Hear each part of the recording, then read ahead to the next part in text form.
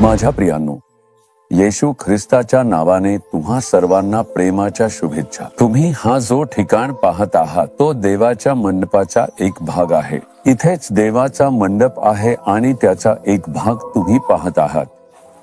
जे लोक इथे आलेले नाहीत त्यांच्यासाठी हे ठिकाण नवीन असेल।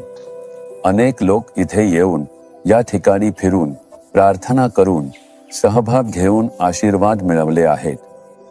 तुम्हीही आयुष्यात कधीतरी इथे याल, प्रभू तुम्हाला इथे आणतील असा विश्वास आहे।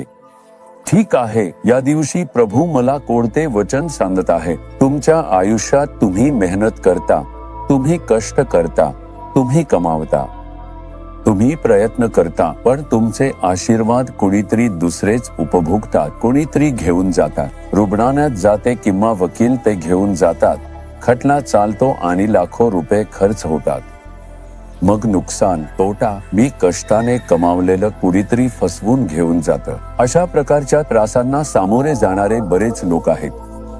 पण आज प्रभू काय सांगतात माहिती आहे का?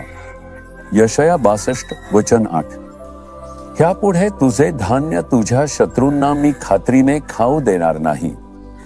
आतापर्यंत तुझे शत्रू तू कमावलेलं सर्व काही खाऊन टाकत होते। तू कमावलेलं सर्व काही त्यांच्या हातात गेले।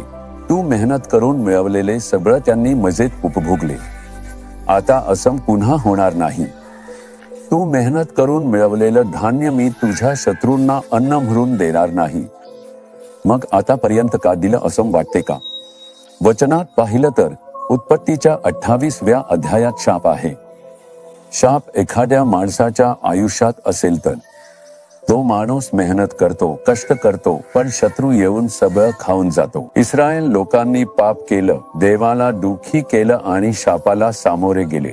ते लोक बी पेरतात, मेहनतीने बी पेरतात आणि घालतात, तण काढतात, नीट वाढतण्य का ते पाहतात आणि कापणीचा काळ येतो। आता कापणी करूया, या आठवड्यात कापणी करूया। चांगलं पीक आले म्हणून आनंदात असताना शत्रू येतात।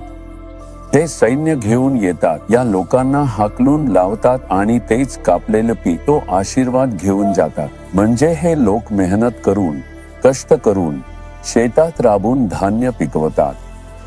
ते लोक ते घेऊन जातात आणि आनंदाने खातात। हे एक शाप आहे, पापामुळे आलेलं। आपण कष्ट करतो, आपण मेहनत करतो, आपण कमावतो, आपण किती कष्टाने सगळं करतो, पण कोणीतरी दुसराच खातो, कुणाकडे तरी ते जातं असं तुम्हाला वाटते का? कधी कधी हे पापामुळेच होतं। तुम्ही विचार करा, कोणतं पाप केलं आहे? तुम्ही प्रभूला दुःखी केलाय का? प्रभू विरुद्ध पाप केलाय का?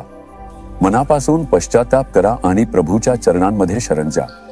प्रभूला क्षमा मागा, दया करा। जर तुम्ही अशा प्रकारे प्रभूच्या चरणी शरण गेला तर पुढे तुमचं अन्न शत्रूला खायला देणार नाही। आता ते शत्रू येऊन तुमची संपत्ती चोरू देणार नाहीत, फुकट खर्च होऊ देणार नाही। तुम्ही कमावलेले पैसे कुणाच्या तरी हातात जाऊ देणार नाही। तुमच्या कुटुंबासाठी आशीर्वाद ठराव म्हणून तू तुझ्या हाताच्या कष्टाचं फळ खाशील असं वचन दिलं आहे, ते तसंच होईल। मग विचार करा, मी कुठे चूक करतोय, मी काय चुकले हे शोधा।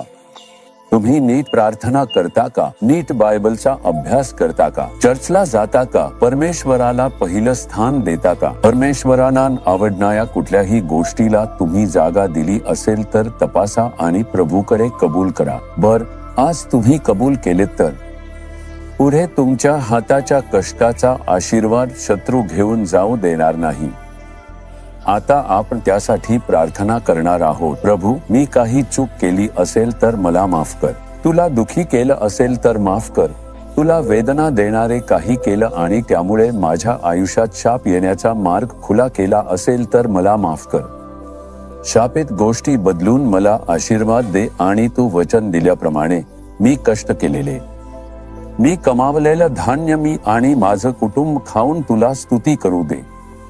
आजपासून या निरर्थक खर्चांपासून, तोट्यांपासून, नुकसानांपासून आम्हाला मुक्त कर आणि आम्हाला आशीर्वाद दे। येशूच्या नावाने प्रार्थना करतो, आमेन, आमेन।